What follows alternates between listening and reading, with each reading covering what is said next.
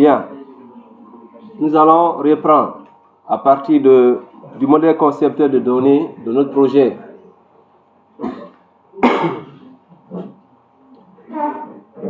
La séance passée, nous avions réussi à finaliser le modèle conceptuel de données à travers le Power AMC.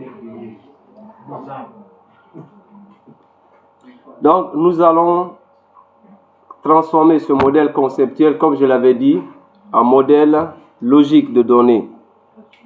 Et à partir de ce modèle logique, on va générer ce modèle physique. Et de ce modèle physique, nous allons créer un script qui va générer la base de données. Et une fois que cela est terminé, on va créer un nouveau projet sur Visual Studio C# qui va interagir avec cette base de données. D'accord? Donc, j'estime que tout le monde a installé désormais le Power Designer sur sa machine pour pouvoir faire la même chose que je fais maintenant. Et SQL Server aussi. J'ai fait une copie.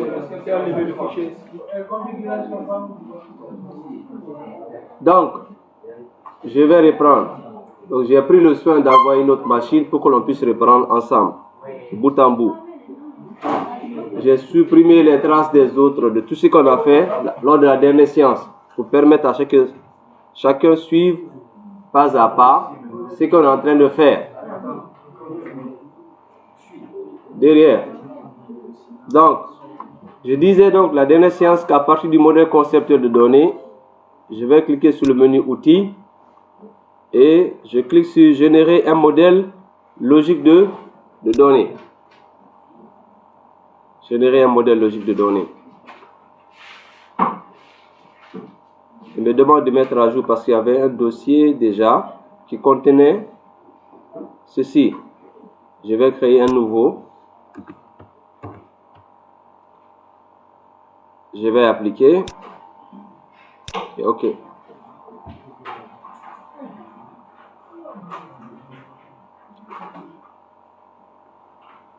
Donc, il me génère un modèle entité relation. Nous étions avec un modèle entité association. Là, on a un modèle entité relation. Donc, nous allons enregistrer ce modèle logique dans le même dossier et on va générer le modèle physique de données à partir de là. Je vais dans outils encore, générer un modèle physique de données. J'espère que tout le monde suit. Vous faites simultanément.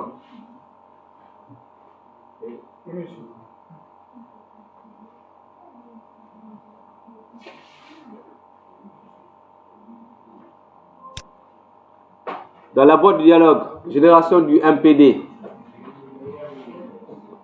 Et dans la liste déroulante, système de gestion de base de données, SGBD, je vais dérouler.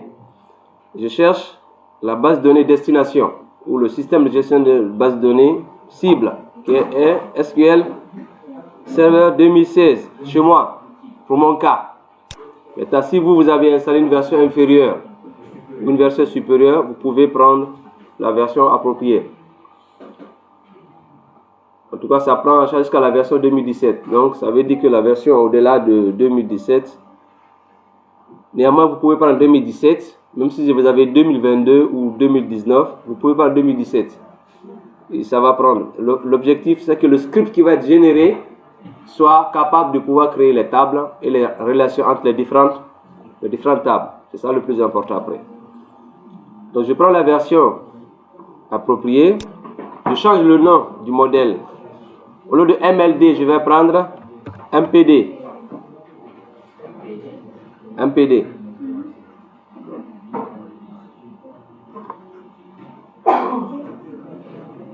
Je clique sur appliquer et OK.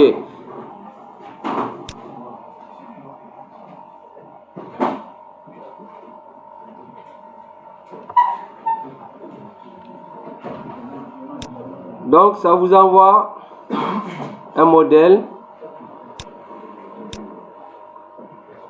avec les tables. client automobile, diagnostic et dépannage. Une question?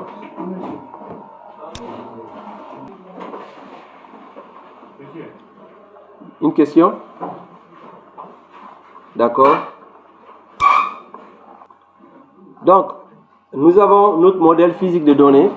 À partir de ce modèle physique de données, nous allons générer un script qui va représenter ou créer les objets de la base de données. Je vais enregistrer ce modèle. L'espace de travail.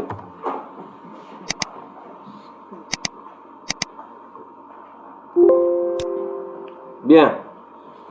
Mais avant de pouvoir créer ce script, je m'en vais d'abord créer la base de données dans SQL Server. Je vais créer d'abord la base de données dans SQL Server en vue de pouvoir stocker ces objets qu'on a créés à travers le Power Designer.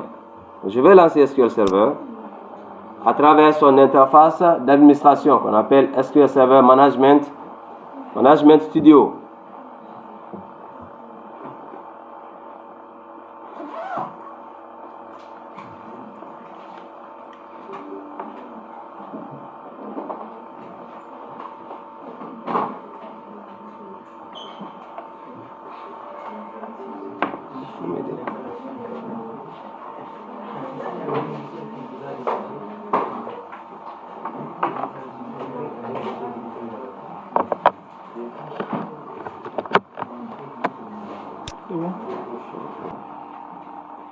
Lancer SQL Server Management Studio, en gros, c'est l'interface d'administration d'une base de données SQL Server. Nous allons, à partir de l'explorateur d'objets, créer une nouvelle base de données. En faisant quoi? Je fais clic droit sur le dossier base de données. Je clique sur nouvelle base de données.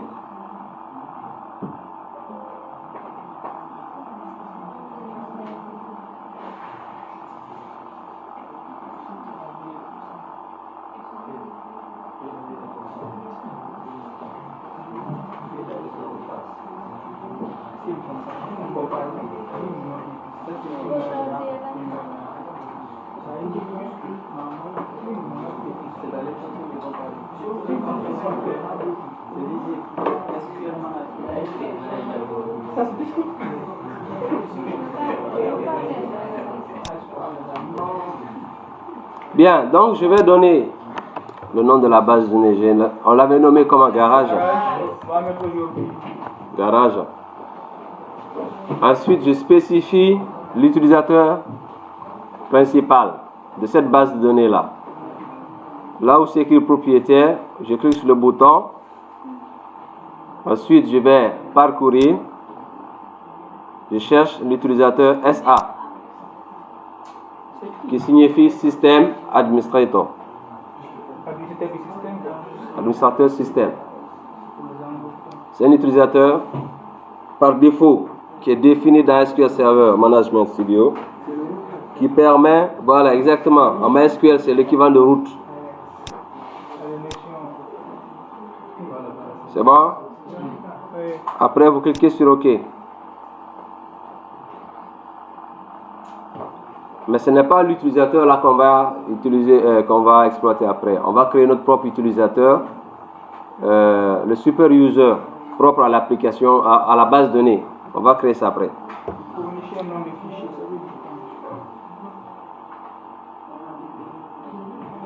Bien.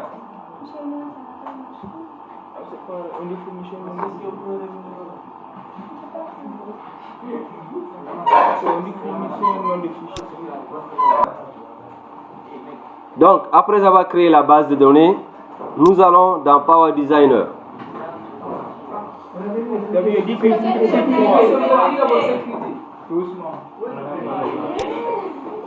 Clique droit sur sécurité.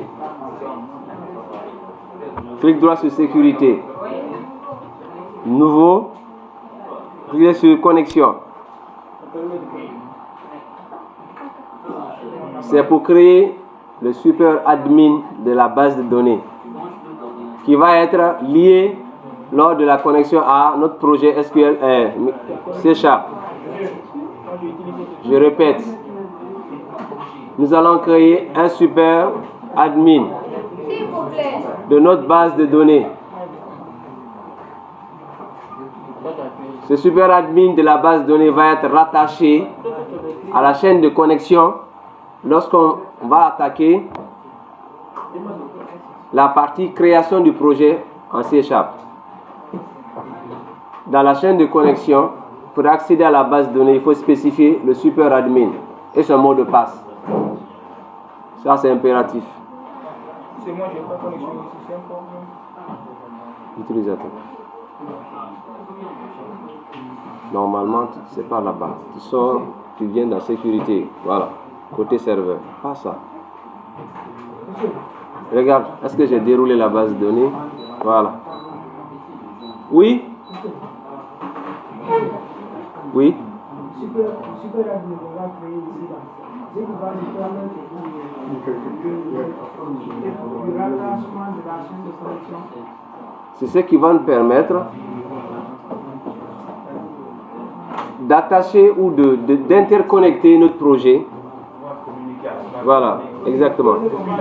Le projet qu'on va créer plus tard en VS Studio, donc va utiliser une chaîne de connexion dans laquelle se trouvera ce super admin. Pour cela, on a recréé. Vous suivez derrière? J'ai utilisé un langage là. C'est quel langage j'ai utilisé? Non, langage naturel. J'ai dit tout à l'heure, j'ai expliqué quelque chose sur ça là. Qu'est-ce que j'ai dit? Derrière. Alexis. D'accord. Regardez. On continue d'abord. On n'a pas droit à la question. Bien. Donc, nouvelle connexion.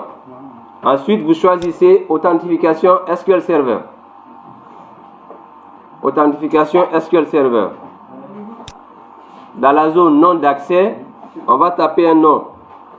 Je vais utiliser DL égal.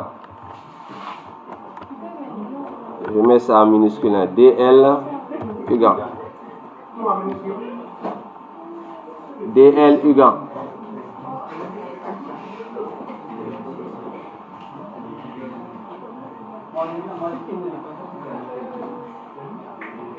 Mot de passe.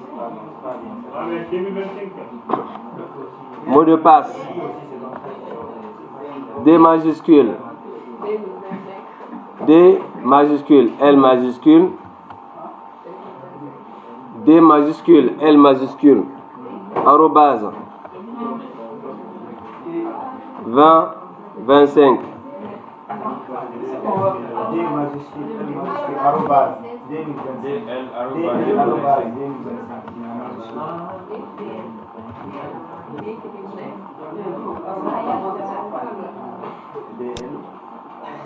C'est des composants à acheter. Bien, on continue. Vous cliquez sur l'option rôle du serveur. Rôle du serveur. Comme je l'ai dit, c'est le super admin de la base de données. On doit pouvoir lui attribuer des privilèges lui permettant d'administrer efficacement la base de données.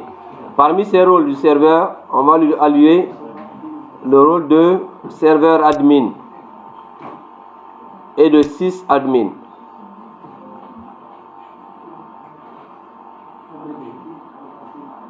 Administrateur système, administrateur du serveur.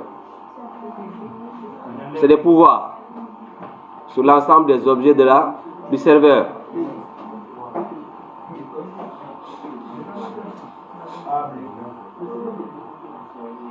Ensuite, vous cliquez sur ma page d'utilisateur. Rôle du serveur, c'est le pouvoir que l'utilisateur aura sur l'ensemble des objets du serveur de base de données. Ça inclut tout ce que vous avez en face dans l'explorateur d'objets. Il peut créer les utilisateurs, il peut en supprimer, il peut faire des planifications de sauvegarde, etc., etc. Donc, insertion, création des objets, sécurité, tout ce qui est à administrer sur le serveur, ce qu'on appelle rôle du serveur. Maintenant, mappage d'utilisateur, ça, c'est ce que l'utilisateur peut faire sur la base de données qu'on a créée. Qu'est-ce qu'il peut faire sur cette base de données? Il peut ajouter des utilisateurs, il peut ajouter des données dedans, il peut modifier, il peut supprimer. D'accord? Il peut ajouter un autre utilisateur qui va être référencé sur cette base de données-là. C'est ce qu'on appelle mappage de l'utilisateur. Donc, on va spécifier quelle est la base de données sur laquelle il va être mappé. Il va être associé. On va cocher garage. Et vous allez vous constater au niveau de la colonne utilisateur, le nom apparaît immédiatement. Maintenant, en bas, vous avez les rôles ou les rôles à faire. On va prendre le rôle DB owner. Oui, c'est ça. Propriétaire de la base de données. Ça, c'est, en termes de mappage d'utilisateur, c'est le rôle suprême. Il est le propriétaire de la base de données. Si vous vous rappelez, à l'entame tout à l'heure, on a spécifié SA. Désormais, on change de propriétaire. On utilise un autre utilisateur qui va être le super admin. Mais au-delà de ce rôle, on va lui allouer le rôle de DB Data Reader. Donc la possibilité de lire les données ou d'extraire les données dans la base, mais également d'insérer les informations. DB Data Writer. La possibilité d'insérer les informations dans la base de données. Le DDL. Le DDL, c'est Data Definition Language. Possibilité d'ajouter des objets, des tables, des vues, des triggers, des index, etc., etc. Il peut créer les procédures stockées. D'accord? Donc, on doit lui donner ce rôle-là aussi.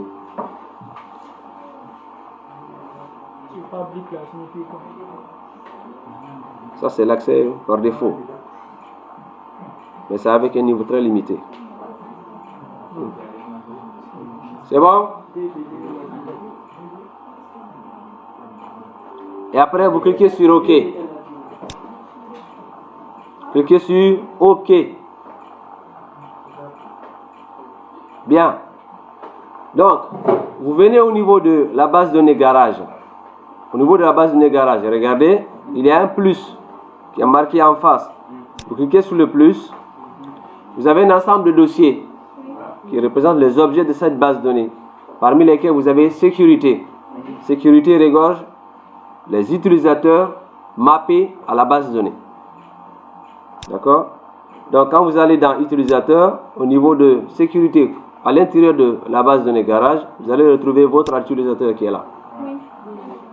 D'accord?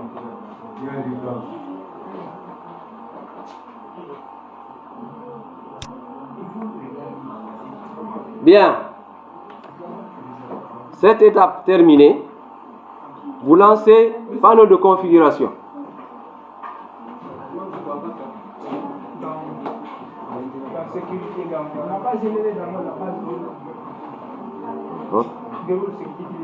On y va. Vous allez lancer panneau de configuration.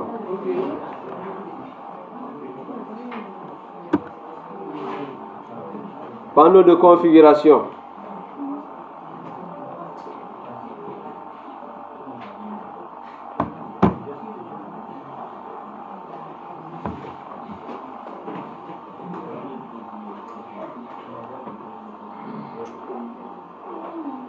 Alors, vous cliquez sur Système et sécurité. Système et sécurité.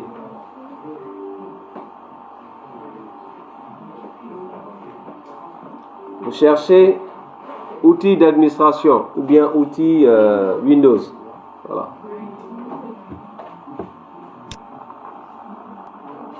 Outils d'administration ou outils Windows. Ça dépend de la version de Windows que vous avez. J'ai constaté qu'avec Windows 11, c'est outil Windows. Ensuite, vous cherchez ODBC, source de données ODBC. 64 bits.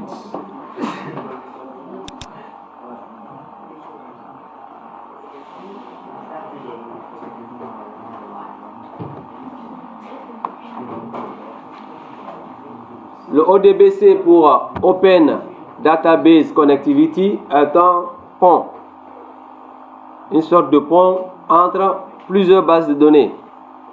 Comme je l'ai dit la dernière séance, vous pouvez créer une base de données en Access ou bien en Excel, un tableau Excel, et vous exportez l'ensemble des colonnes de votre tableau Excel vers une base de données Access ou bien une base de données SQL Server. Les outils Microsoft Office, Excel ou Access ont cette option qui vous permet d'exporter les tables qui ont été conçues à l'intérieur vers d'autres bases de données. Et cela est faisable grâce à ce pont qu'on appelle ODBC, Open Database Connectivity, qui est un outil intégré à Windows. Donc nous allons créer un pont entre notre outil de modélisation Power Designer et SQL Server. Vous cliquez sur Ajouter.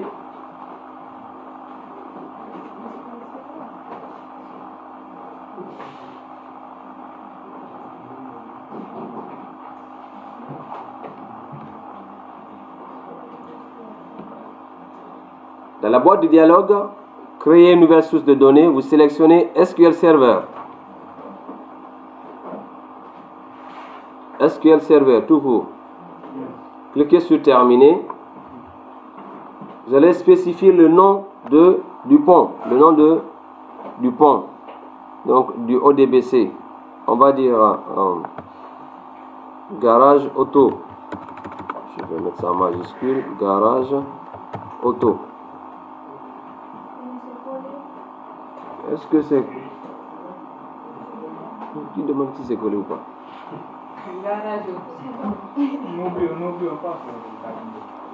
Garage auto. Description, pas obligatoire, on laisse tomber. Alors, au niveau du nom du serveur, si lors de l'installation du SQL Server, vous avez choisi l'instance par défaut. L'instance par défaut, c'est MS SQL Server. L'instance par défaut s'appelle comme ça. Je vous montre. Vous allez dans Programme, en Programme Files, x85, Microsoft SQL Server, non pas ici, c'est dans Programme, voilà. Microsoft SQL Server. Le nom de l'instance par défaut, c'est ça. Ça, c'est l'instance par défaut. Si vous avez installé une instance nommée, il va mettre SQL Express. Dans ce contexte, vous ne pouvez plus suivre ce qu'on est en train de faire. Donc, l'instance par défaut s'appelle comme ça, MS SQL. Si vous avez ça, il n'y a pas de problème. Maintenant, si vous avez installé une instance nommée, autrement dit, lors de l'installation, vous avez laissé SQL Express, vous serez obligé ici de mettre le nom de votre machine. Vous mettez le nom de la machine dans la liste déroulante. Ici. D'accord? Ou bien vous cliquez sur la liste déroulante pour voir s'il va vous proposer le nom de la machine. Si ça ne propose rien, vous écrivez le nom de la machine. Local, c'est parce que c'est l'instance par défaut. C'est seulement on utilise local. Oui.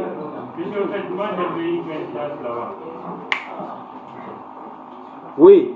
Je disais, j'avais une instance là-bas. Quand j'avais écouté sur la liste déroulante, ça m'a donné du local et du nom de ma machine. Tu as quelle instance? Tu as quelle instance? J'ai dit, ça m'a donné du local. Ce que j'ai dit là. Lors de l'installation, tu as choisi quelle instance? Par défaut. Oui, donc tu prends local, il n'y a pas de problème. C'est plus pratique. Mais quand j'ai pris le nom de ma machine, Ça bavarde. Oui, quand tu as pris le nom de ta machine. quand j'ai pris le nom de ma machine, les tables ne sont pas venues dans ma base. Je continue. Donc, au niveau du nom du serveur, par exemple, pour quelqu'un qui a installé une instance par défaut, il suffit de prendre local. Maintenant, si par erreur, vous avez oublié de changer le nom de l'instance, vous avez pris instance nommée, vous êtes obligé de prendre ici le nom de la machine, ou bien le nom de l'instance. Par exemple, chez moi ici, j'ai une instance nommée qui s'appelle KCBTP.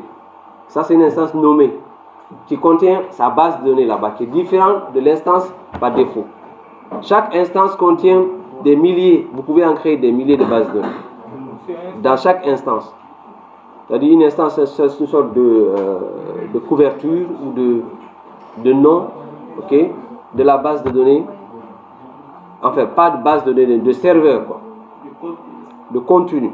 C'est-à-dire que chaque instance peut avoir des dizaines, voire des centaines de bases de données à l'intérieur.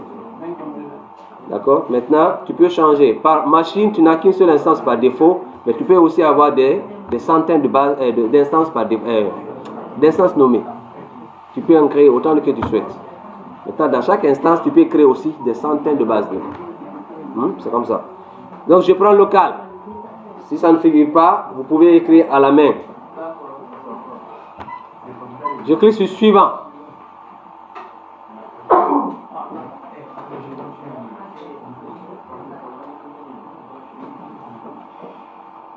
Par défaut, il prend l'authentification Windows. L'authentification Windows. Vous maintenez ceci. Vous cliquez sur suivant.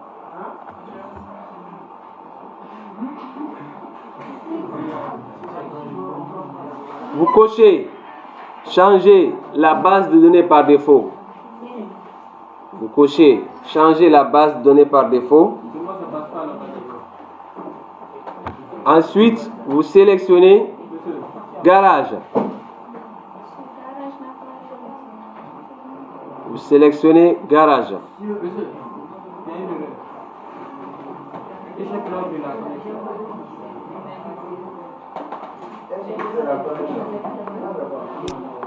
C'est d'abord en même temps. Je clique sur suivant. Cliquez sur suivant. Et puis terminer. Après, vous testez la source de données.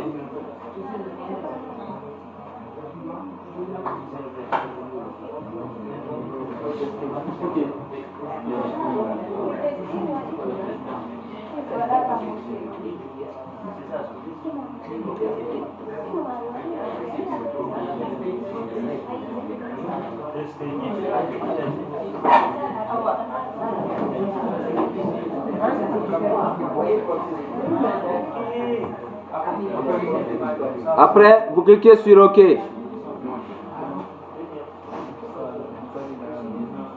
Vous cliquez sur OK. Vous revenez ensuite dans Power Designer.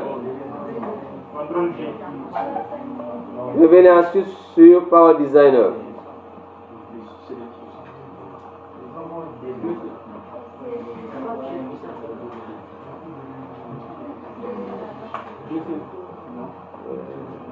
Oui. Bien.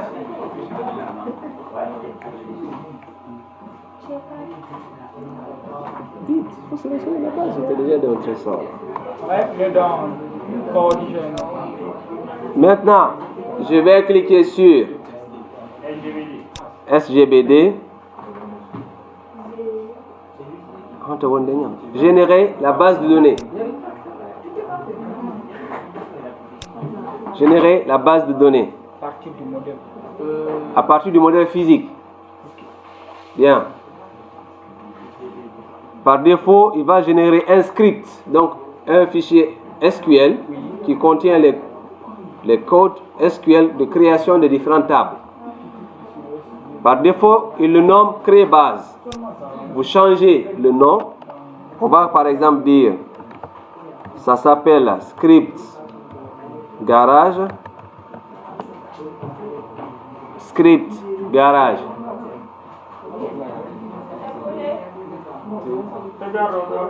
Il faut regarder à l'écran. Script garage. Ensuite, vous cochez génération directe. Génération directe. Génération directe. En face de la zone de saisie, vous avez un bouton. Connexion à une source de données. Vous cliquez sur ce bouton.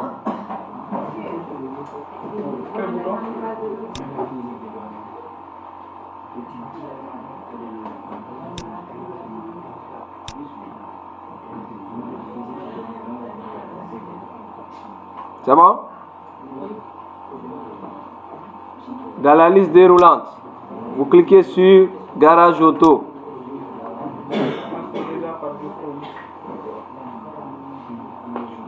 Dans la liste déroulante, vous sélectionnez notre ODBC qu'on a créé tout à l'heure. Garage Auto. Par défaut, vu qu'on avait choisi l'option authentification Windows, il prend votre utilisateur par défaut, l'utilisateur Windows.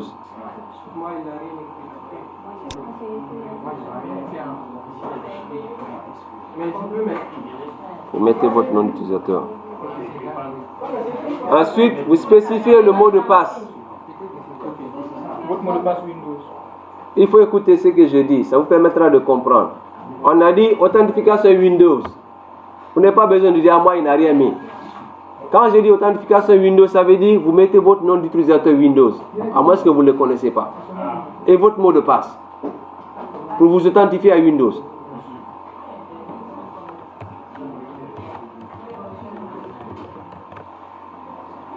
Après, vous cliquez sur connecter.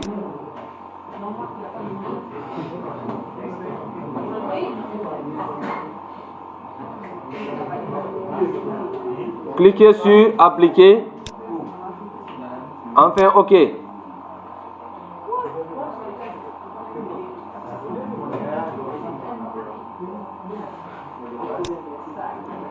Cliquez sur appliquer. Enfin, OK.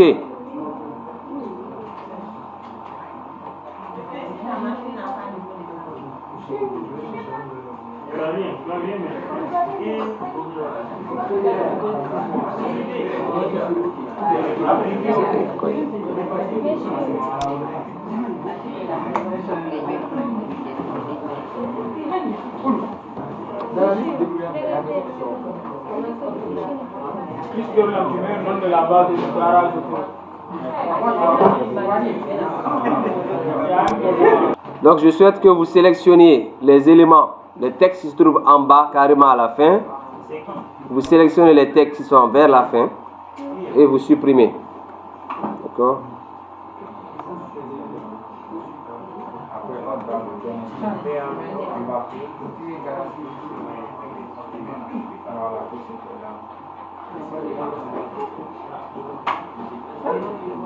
Si c'est fini, vous sélectionnez ce texte-là aussi. Parce qu'il n'y a pas d'index là, vous enlevez les index, création d'index.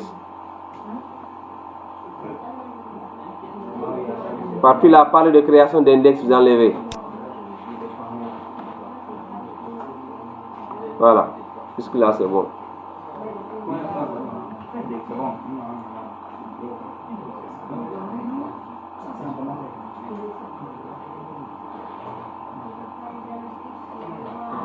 Bien.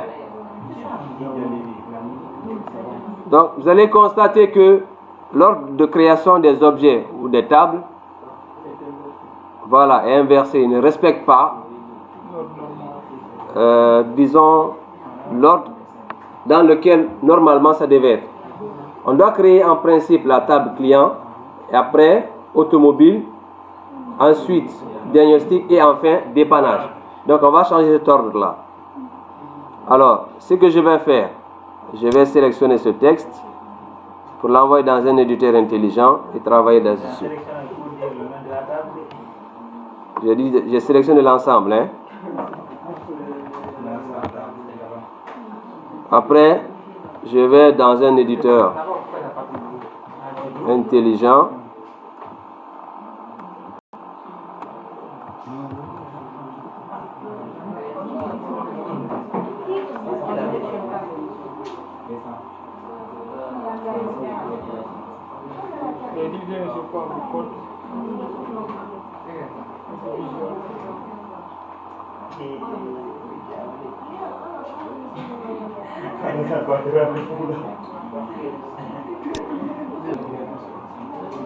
Bien, donc je vais changer non seulement l'ordre dans lequel les objets doivent être créés, mais également apporter des modifications en vue de permettre la création des relations et d'adapter le code ASQL qu'on a. Donc, automobile vient après client. J'envoie ça vers la fin. Attention.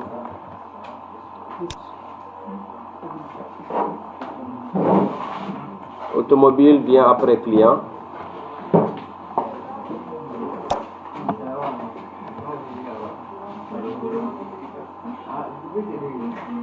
Et dépannage se trouve à la fin.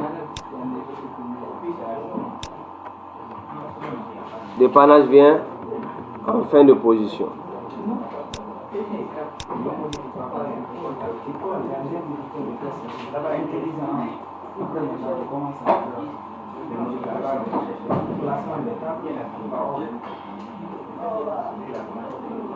Bien. Donc après cela, qu'est-ce que je fais? Je vais changer d'abord le type de données de num client. C'est begins. Entier et long, ça signifie identity, ça veut dire auto-incrément dans d'autres gestionnaires. Je spécifie l'indice de départ. Identity signifie auto-incrément. Donc, je spécifie le pas, plutôt le début de l'incrémentation et le pas d'incrémentation. Ensuite, le reste là, ça c'est bon. Pour le client, c'est bon. Je prends maintenant automobile. Numéro client, nous avons dit, ici, numéro client dans automobile représente une clé étrangère. Donc, ça doit être le même type que celui qu'on a spécifié en haut. Big int. D'accord. Maintenant, on doit ajouter une nouvelle ligne dans la table automobile pour spécifier que le champ numéro client dans la table automobile est une clé étrangère. Ça, j'écris constraint. Je vais écrire FK qui signifie foreign key. Automobile. Automobile client. Le nom de ma contrainte s'appelle FK automobile client. J'ai dit cette contrainte, c'est quoi? C'est une clé étrangère. Foreign key. Et la clé étrangère, c'est la colonne num client. Cette colonne fait référence à quelle table? Je fais référence ici. Client.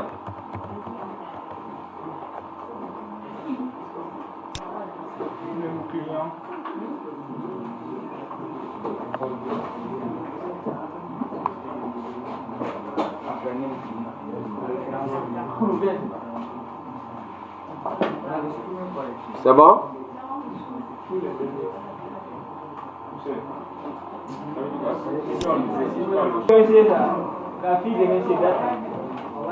C'est un ordinateur.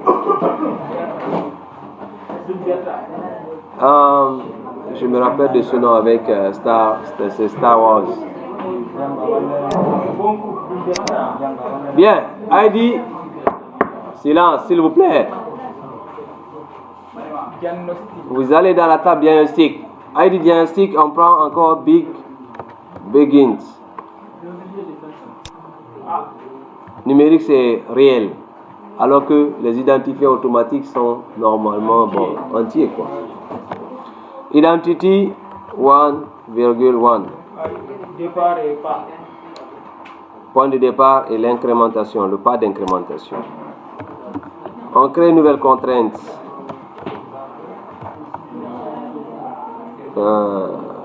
Diagnostic.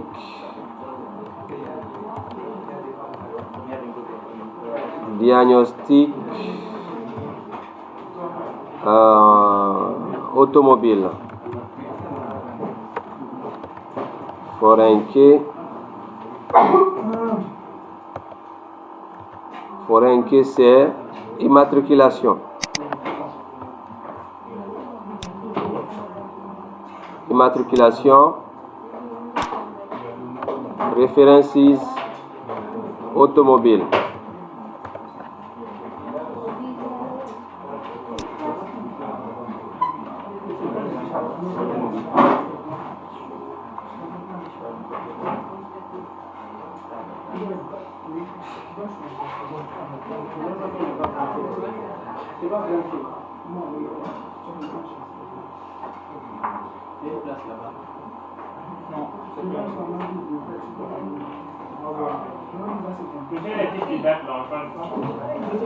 Oui, date, au lieu de date time, on met date, tout simplement.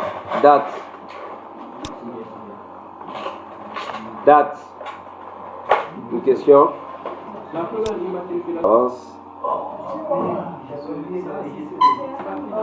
C'est rapide, sérieux. Je vois que tu n'as pas l'habitude de venir ici. Hein. C'est clair. Oui, mais ça. On y va.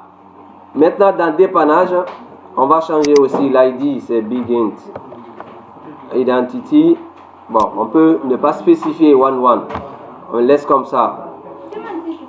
ID diagnostic représente quoi? Une clé étrangère. Date time, on met date tout court. Et là, pourquoi on laisse les trucs là? On ne met pas le pas. ID diagnostic, c'est Big Int ici.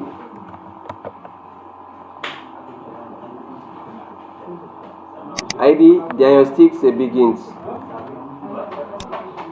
Ensuite, je crée une autre contrainte.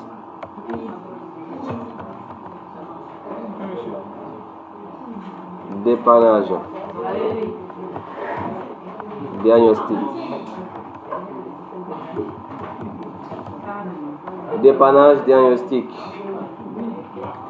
Foreign key.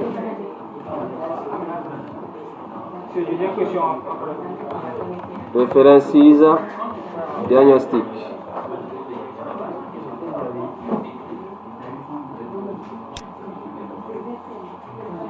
References diagnostic. Donc, après avoir créé tout ceci, je copie encore ce que j'ai fait et je l'envoie dans le Power Designer. Tu es en retard.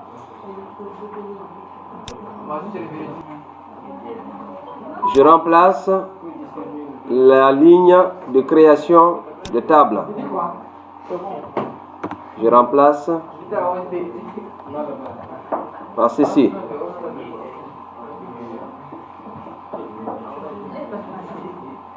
J'ai remplacé les lignes de création des tables.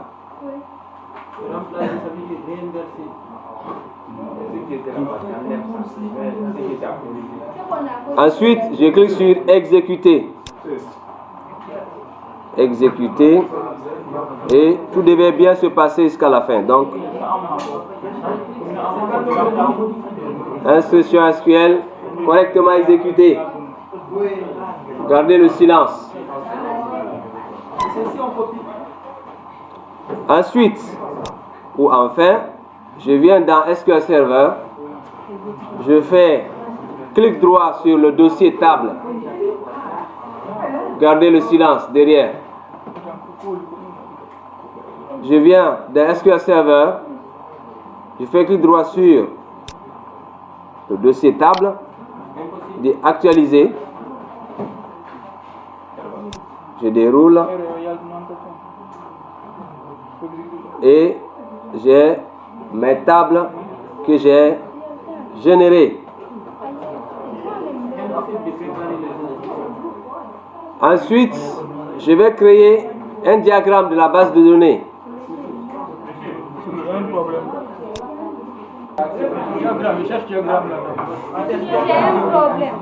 Je peux pas. J'ai le même problème. C'est moi, je ne vois pas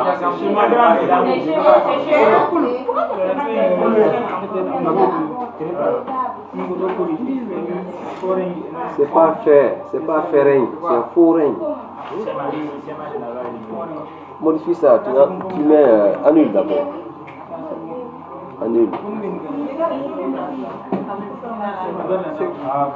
Ici, c'est pas faire. Vérifie dans l'espace s'il n'a pas créé déjà les étapes. Vérifie s'il n'a pas créé les étapes. Fais clic droit sur table, tu actualises.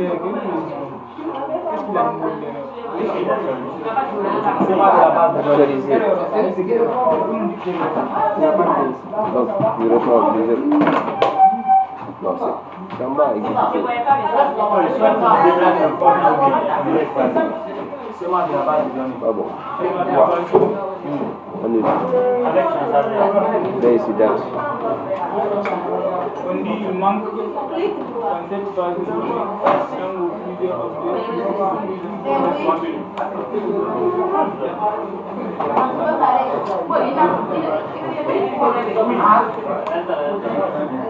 Bien. Suivez. La dernière phase. Nouveau schéma. Une fois que le nouveau schéma est disponible.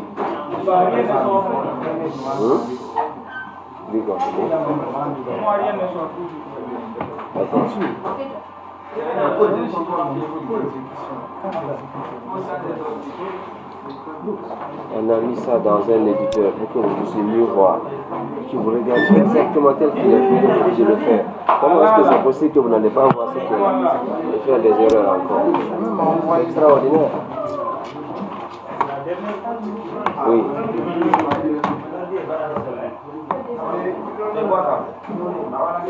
Tu es en train de l'enregistrer dans le dossier d'installation du logiciel. Tu dois changer l'emplacement. Change l'emplacement du fichier. Le dossier là, il est enregistré où? Le modèle. Tu l'as enregistré dans quel dossier? C'est ça, lui que tu dois demander ça. L'emplacement n'est pas bon. Ça, c'est le dossier d'installation du Power Designer. Tu cherches un autre emplacement, tu spécifies ça. Là où on doit générer le script, quand tu viens dans ça là, tu vois le MDM. Chez vous, en fait, dans le logiciel,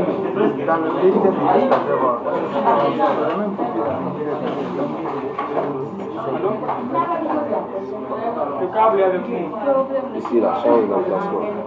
Cherche un autre emplacement là-bas.